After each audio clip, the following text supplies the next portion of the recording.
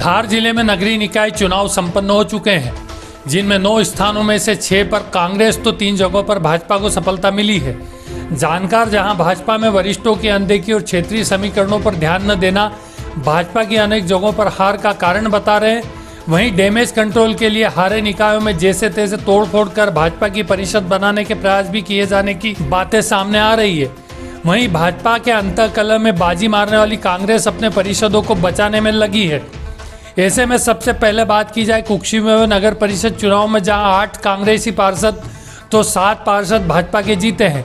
सूत्रों के अनुसार कुक्षी नगर परिषद का चुनाव भाजपा के प्रदेश संगठन तक चर्चा में बना हुआ है और मुख्यमंत्री तक इस मामले में शिकायत पहुंची थी, क्योंकि यहां एक वार्ड में एक वरिष्ठ भाजपा प्रत्याशी को हराने के लिए जहां लाखों रुपए खर्च किए गए और रुपए लगाने वाले एक वरिष्ठ भाजपा के नेता से फिर भी बाजी हाथ से निकल गई थी।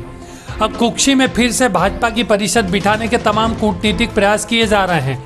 वहीं कांग्रेसी पार्षद फिलहाल सुरक्षित स्थानों पर सैर सपाटे पर गए हैं। बात राजगढ़ और सरदारपुर की जाए तो कांग्रेस के विधायक प्रताप ग्रेवाल के लिए स्वर्णिम जीत कही जाएगी। केंद्र और प्रदेश में भाजपा की सरकार है और दोनों ही जगहों पर पूर्व में कांग्रेस की परिषद थी।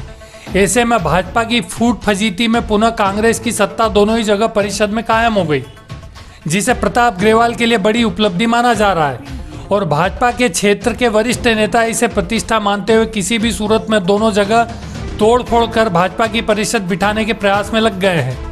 ऐसा ही माजरा धामनोद में भी नजर आ रहा है। वहीं जिले की औद्योगिक नगरी और सबसे महंगी नगर पालिका पीथमपुर में 31 वार्डों में से जहां कांग्रेस के 17 प्रत्याशी जीते तो भाजपा के 13 व एक निर्दलीय प्रत्याशी जीता है। ऐसे में भाजपा वहां पुनः परिषद बनाने के प्रयास कर रही है, जबकि स्थानीय स्तर पर 2 मजबूत भाजपा नेताओं की आपसी दावेदारी के बीच संगठन और सत्ता के साथ वरिष्ठों की लड़ाई में समन्वय बिठाकर कांग्रेस में तोड़फोड़ कर किसी एक दमदार छवि के नेता को नगरपालिका अध्यक्ष बनाने की पुनर्जोर कोशिश की जा रही है और वर्तमान में इसको लेकर कोई भी सुखद परिणाम नहीं दिखाई दे रहा। अब अंत में बात जिला मुख्यालय धार की जाए, जहां 30 वार्डों में 18 वार्डों में भाजपा जीती तो 9 वार्डों में कांग्रेस को सफलता मिली। वहीं 3 वार्डों में निर्दलीय प्रत्याशी जीते हैं। ऐसे में अभी तक भाजपा को मिली एक तरफा शानदार सफलता के बाद भी अध्यक्ष पद के लिए उम्मीदवारी तय नहीं की जा सकी है। सूत्रों की माने तो सबसे ज्यादा खींचतान वरिष्ठ नेता और संगठन के बीच चल रही है। दोनों ही ओर से अपने अपने पार्षदों के बहुमत का दावा चर्चा का विषय बना हुआ है। समन्वय की स्थिति में जातिगत समीकरण, शैक्षणिक योग्यता और अनुभव के साथ ही सभी के लिए स्वीकार्य चेहरा ढूंढ पाना फिलहाल मुश्किल नजर आ रहा है। वहीं इस लड़ाई में कांग्रेस मौन रहकर भाजपा की आपसी खींचतान के बीच असंतुष्टों के साथ मिलकर किसी चमत्कार की प्रतीक्षा में बैठी है।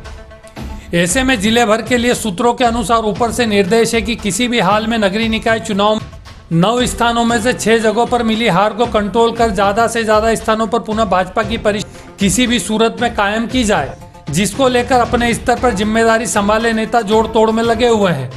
वहीं कांग्रेस किसी अंदरूनी खतरे को लेकर अब पहले से सतर्कता बरते हुए तथा भयभीत भी नजर आ रही है। अब देखना होगा भाजपा अपनी रणनीति में सफल होती है या कांग्रेस अपनी परिषद बचाने में सफलता प्राप्त करेगी।